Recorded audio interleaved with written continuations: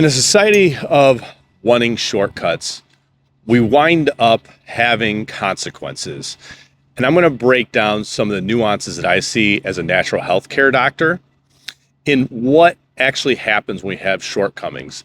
Because we see it in politics, we see it in the hospitals, we see it in churches, and people want simplicity. And it hasn't changed since the dawn of time. People generally are lazy and they want easy answers. They want quick fixes. But in life, it's not about quick fixes. It's about evolution of you as an individual. It's personal development. And it is also about growth of your soul. So we have to pay attention to nuances. The details matter, because otherwise, my favorite phrase, the dildo unintended consequences comes for you and you pay for it. There is karma to the consequences. Yes, we are always learning and there is room for forgiveness, but at the same time, we need to always do our best and pay attention to the details and think about consequences, because every decision that you make has a consequence. And Leonardo da Vinci had this quote, and he said, the most sophisticated form of complexity is simplicity. And this couldn't be farther from the truth. All these motivational speakers like to use that. And it's also used a lot in the corporate world, right? They want to oversimplify things because they want to drive revenue. That's all their bottom line is. They are bean counters, and it's all they care about. That's their result, the money, the money, the money. But there's consequences to these actions, because when you only focus on the money, you harm other people. You don't think about what the product you're creating is going to cause society in their ails and their ailments. You don't think about their families. You only think about your wallet. Now, in my world, which I specialize in, I want to break down these. So when we look at, let's take vitamin C. You want to take vitamin C. It's an antioxidant. It's a great selective antioxidant. It's crucial in the first part of this process called aerobic respiration that will help with the excess amount of superoxide to lower some of the oxidative damage. But when you take it in synthetic form as ascorbic acid, it is not the same as natural forms of vitamin C that you would find in fruit. So ascorbic acid made from GMO corn or made from toxic mold is going to blow up your ceruloplasmin. This is a protein that takes our copper and binds it to iron so you can utilize hemoglobin or make your hemoglobin. Hemoglobin helps you utilize oxygen. If you can't use oxygen, it creates insulin resistance, it increases cortisol, it increases estrogen, it lowers your sex hormones, it creates anxiety because of high serotonin. It's detrimental. So we always want to source natural forms of vitamin C. And then there's vitamin D. And people want to take it in supplemental form. And the problem is it's not the same as when your body makes it. It's actually superfluous. You don't want to take it. It's damaging. So vitamin D in the 25-hydroxy form and vitamin D3, first of all, the vitamin D is soaked in seed oils and processed with a solvent called hexane. But then beyond that, you have to realize if it's not 125-hydroxy, which happens in your kidneys, the sulfation of the vitamin D through sunlight, because that's how it's made, what happens then is you get this calcification in your arteries and in your tissues. So you don't want to take vitamin D in supplemental form. You have to make it. There's not a shortcut, right? Take vitamin B12. Methylcobalamin is different than cyanocobalamin. Cyanocobalamin is synthetic. Therefore, what cyanocobalamin does is, well, first of all, you have to understand how it's made. And you're going to, once you understand this, there's no way you're going to want to touch this stuff ever again. You're going to be looking and reading labels looking for it. But it's made from sewage. It's bacterial byproduct. It's B12, but it's bacterial byproduct, and it's not the same. It's very toxic, right? It's synthesized in a lab again. So you want methylcobalamin. Good sources of B vitamins are always going to be your organ meats and your proteins, right? My little boy here, right? He doesn't eat anything processed. He doesn't eat kibble. I cook his food. I hunt his food, right? I actually source. I know where it's coming from. I know if I don't have a kill, I'm going to go source the meat processor. I'm going to source the farm. I want to know how it's treated. I want to know if it's vaccinated. There's no shortcuts to life, right? Now, working out is good for us. Lifting weights is good for us. It builds muscle tissue. But what fiber type do you want to build?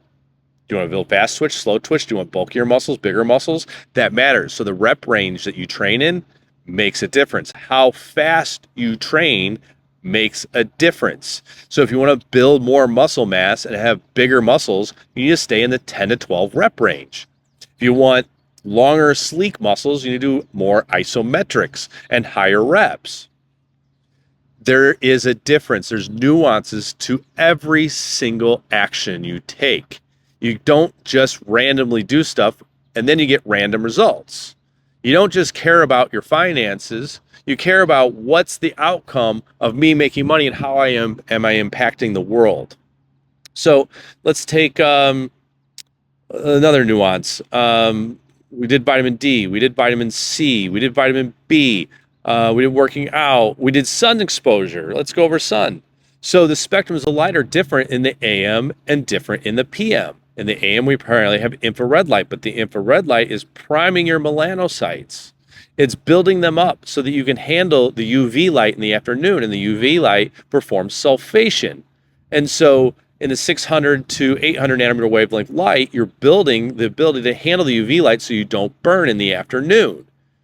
And then the UV light is performing sulfation, taking hydrogen sulfide, converting that to sodium sulfate. If you can't do that, bacteria, yeast, fungus, and mold grow in the intestines to perform it for you. So the way to regulate our microbiome isn't through food, another misnomer, it's actually through light and performing sulfation. Because if you can't perform sulfation through light and you don't get the right light spectrums, now you're going to not be able to make your hormones. You're not going to be able to detox heavy metals because you can't make cytochrome oxidase.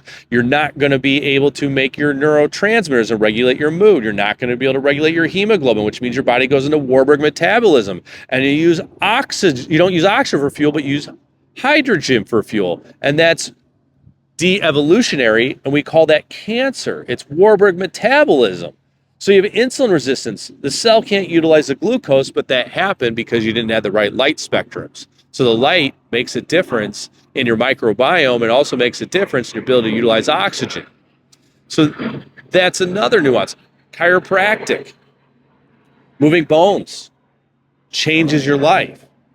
But when you push in the wrong direction, it flattens the spine. So traditional chiropractic pushes bones posterior to anterior, flattens the thoracic spine, so it puts more tension on the brain stem because the cord becomes more tangled up. Even if short term you feel better, long term it's causing some really serious problems and side effects.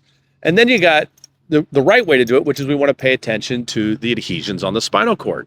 So when we pay attention to that, we want to take the tension off the dura. We want to put the spinal cord in the middle of the column so it's the least amount of tension, because when you stretch nerves, they lose function. So a lot of these neurodegenerative diseases are, like I personally had, like MS, they're reversible because all you have to do is take the tension of the brainstem to eliminate the meningeal adhesions. There's these calluses that develop on the dura, on the outermost layer, and in between the three different layers, the arachnoid matter, the pia mater, right? And the arachnoid matter, pia mater, and dura mater, right? The three layers adhere together, and when those three layers adhere together, then we wind up with stretched nerves. And acetylcholine can't move down the synaptic cleft, and it can't fire. Your calcium channel isn't activated. It doesn't function. You need sunlight to activate the calcium channel, but the calcium channel doesn't function when the nerve is stretched. It also doesn't function well when you're surrounded by tons of Wi-Fi. Non-native electromagnetic fields in light and Wi-Fi are detrimental. You don't want to expose yourself to these excessive amounts. You need to be in infrared and UV light with the blue light, because there is blue light in our natural atmosphere, but then you also need to make sure that you don't get excessive amounts of non-native electromagnetic fields in the form of blue light in the 400 nanometer wavelength spectrum, because that's going to increase your cortisol. It's going to increase your histamine, leaky gut. It's going to increase serotonin, anxiety. It's going to lower your estrogen. It's going to increase your estrogen. It's going to increase your prolactin. It's going to increase your lactate, right? So there's big problems with these non-native fields and the calcium channels, right? Voltage-gated calcium channels, right? It uncouples your nitric oxide. You form peroxynitrate. It dysregulates your iron. It is the details, right? You have to pay attention to the nuances, and nuances matter. So I want you to think about consequences. And now with AI, you can put your thoughts into AI and ask consequences. You can ask what have other people done. You can find research that other people have done. You don't have to make the same mistakes over and over and over. You don't want to oversimplify things. Don't keep it simple, stupid. Be complex. Be sophisticated in complexity. Be nuanced. Be detailed. Be brilliant. Research everything. Don't take action until you know for sure the outcome. And then you create a sustainable business. Because the people who are just saying keep it simple, stupid, and pushing narratives and pushing what they think is correct end up with the dildo of unintended consequences. It comes and gets them because they end up getting sued for the outcomes that they didn't see coming. That's what ends up happening. You have outcomes that you didn't see coming because you weren't prepared. You must prepare. You must be detailed. You must become brilliant. You must learn. You cannot keep it simple. Simplicity is what destroys finances, destroys your health, and destroys your family. Life isn't simple. It's complex, and it's a game. You must put your chess pieces. You must put the chess pieces in the right order and in the right fashion. If you don't, you lose the queen, and the game ends. And hopefully you get to start over, and everyone always does because there's a cycle of reincarnation. But at the same time, in this life, sometimes you do something so damaging to yourself, it can't be undone in this life. So be intentional with everything that you do. Don't keep it simple.